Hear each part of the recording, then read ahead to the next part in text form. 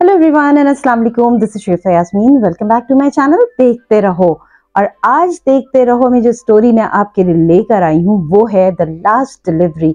एक मिल्कमैन की कहानी है और ये मिल्कमैन की कहानी जो बड़ी मेहनत से लिखी गई है, इसको आप सुनिएगा। हॉरर है और वो मिल्क सप्लाई करने जाता है। फिर होता क्या है, जो ये स्टोरी जो है वो हॉरर में कन्वर्ट हो जाती है। तो इसके लिए आपको पूरी स्टोरी सुननी पड़ेगी। और अगर आप मेरे चैनल पर नए और आपको मेरी स्टोरी अच्छी लगे तो आप मेरे चैनल को जरूर सब्सक्राइब कीजिएगा, लाइक कीजिएगा, कमेंट कीजिएगा। चलिए स्टोरी स्टार्ट करते हैं। छोटे से देहात में एक नौजवान दूध का सप्लायर था जिसका नाम था चुन्नू, जो सूरज निकलने से पहले ही गांव की आवाजों में खो जाता। गाय की आहें, पत्तों की सरसराहट, इसे अपना काम बहुत पसंद था। इसकी रोजमर्रा की रूटीन में सादगी थी, लेकिन जैसे जैसे दिन गुजरते गए लोगों में एक सरगोशी फैलने लगी।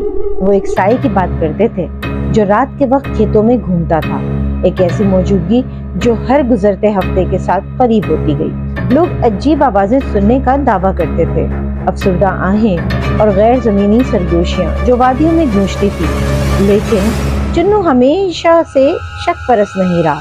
वो इन कहानियों को महज अफसाना समझता रहा।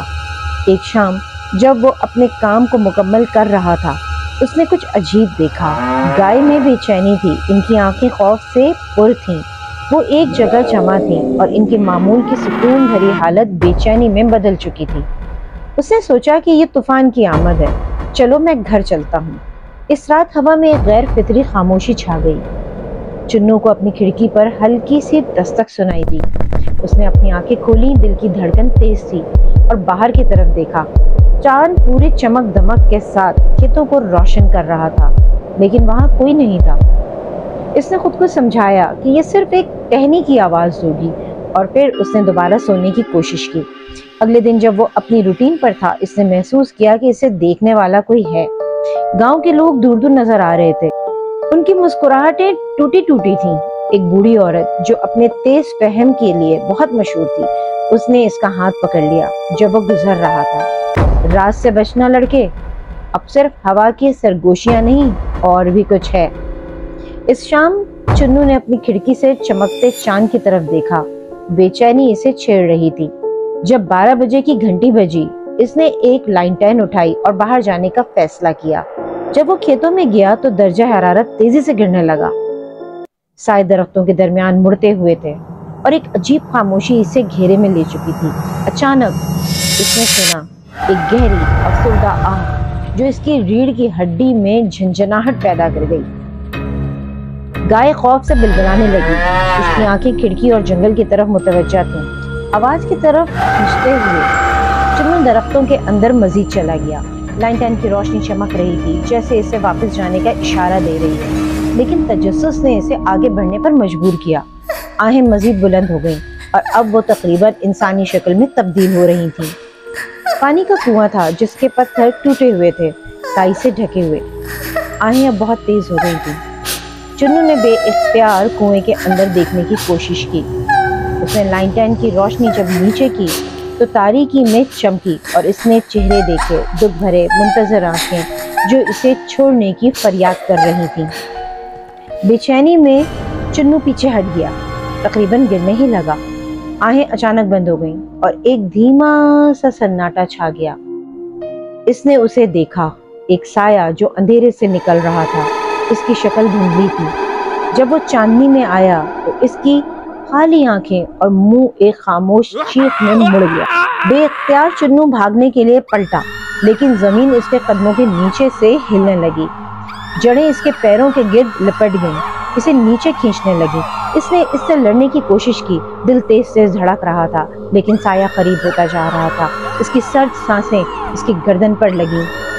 अचानक चुन्नू ने अपने लाइंटर्न को उठाया और इस मखलूक की तरफ लहराया, उम्मीद करते हुए कि ये भाग जाएगी। शोला शिद्दत से चमका, जंगल एक लम्हे के लिए रोशन कर दिया, लेकिन साया पीछे नहीं हटा। इसने हंसना शुरू कर दिया, एक ऐसी आवाज जो दरख्तों के दरमियान गूंज रही थी। यह हंसी कुएं में फंसे हुए रूहों की आहों में तब्दील हो गई। वो इसकी तरफ पुकारने लगी, उससे फरियाद की कि इसे इनकी मदद करनी चाहिए, कि वो भी इनके साथ शामिल हो जाए। इस लम्हे में इसने समझ लिया ये वो खोई हुई रूहें थीं जो सालों से गायब हो गई थीं, जो उसे कुएं की तरफ खींच रही थीं और उसकी तकदीर भी इनके साथ जुड़ी हुई थी। आखिरी कुव्वत के साथ उसने जड़ों से खुद को आजाद किया और भाग निकला। साया इसका पीछा कर रहा था। इसकी आहें अब एक खौफनाक धुन में मिल रही थी जो इसके जहन में गूंज रही थी। वो देहात की तरफ दौड़ा, बेहोश हो गया खौफ के मारे। जब सुबह की पहली किरण फूटी, चुन्नू ने बाहर निकलकर अपने दिल की धड़कनों को भारी महसूस किया तो इसने पाया कि देहात पुरअसरार तौर पर खामोश था।